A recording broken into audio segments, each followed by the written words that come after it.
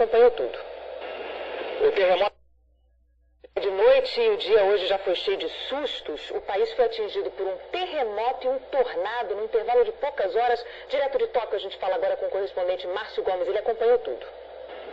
O terremoto foi sentido na cidade de Tóquio por volta das 9 horas da manhã. O epicentro foi bem longe da capital, a 600 quilômetros no Oceano Pacífico, mas foi bem forte, registrou 6,9 graus. Aqui ele chegou mais brando, no entanto foi o suficiente para fazer tremer alguns prédios e interromper o funcionamento de algumas linhas do metrô.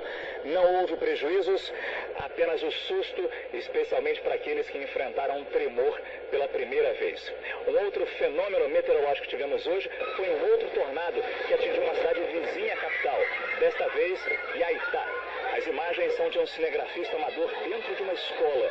20 casas tiveram prejuízos e 4 pessoas teriam ficado feridas. Márcio Gomes de Tóquio, para o Bom Dia Brasil.